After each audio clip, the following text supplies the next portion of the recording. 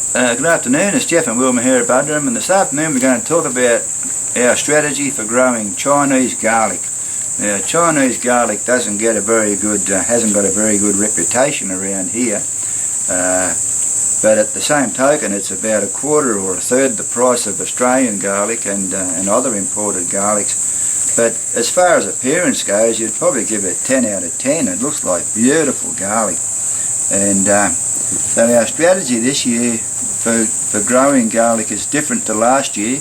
Last year we had the idea that you had to plant it on the shortest day, so we aimed for that, and we planted it about 6 days after the shortest day, and as it turned out we only had about 3 months growing time for the garlic, and by the time it started to die off it was only half grown.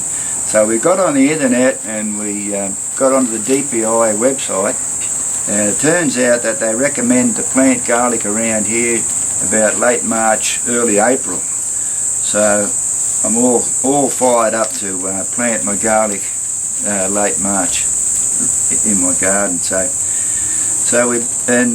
Our good friend in Ireland, Brendan, said that you have to keep it at 5 degrees for about a month. So we bought some Chinese garlic and put it in the fridge, and I was waiting for it to sprout and nothing happened, so I got Wilma to go down the shop and buy some Australian garlic, and also what was the other one you got? Spanish or Mexican. Or Mexico, I think. I'm not quite sure now. So anyway, so in the meantime, what I did was I put a couple of cloves of the Chinese garlic in this U-Butte potting mix, and after a few days, this is what you get. Beautiful roots coming off them, and this is one I put in 3 days ago. So this one's got... is that only 3 days worth of roots? 3 days, yeah. And I've been pulling it in and out a few times. Now these aren't the original ones I put in.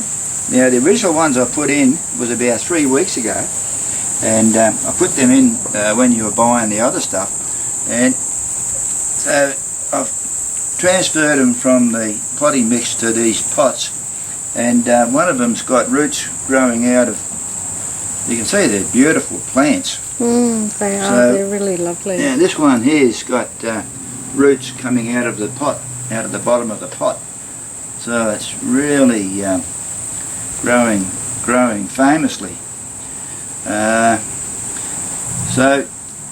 So my strategy is it'll start off as Chinese garlic and end up Australian garlic. So we're going to grow it organically, completely organically. So I got this. So the other part of my strategy is I've taken all the large cloves out and put them in this container in the fridge.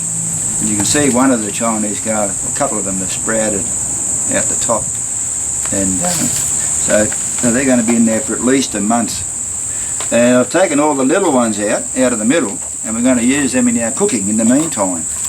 I think there must be about 70 or 80 cloves in there, but I'm just going to plant the whole lot. I've got the room for it, so if I plant it and we get a bumper crop, well, it won't go astray.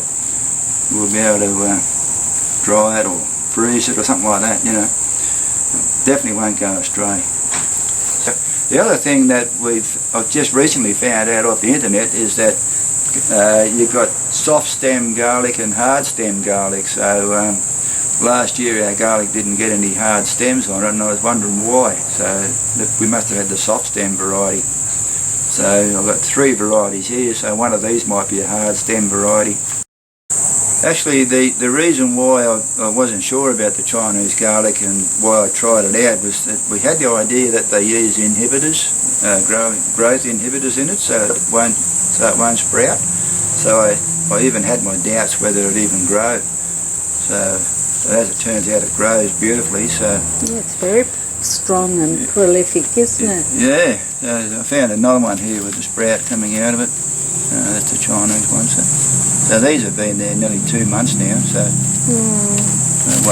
they'll be all right. Okay. Anyway, so well, that's our Chinese garlic strategy, and anyway, we'll catch you later. All the best. Bye.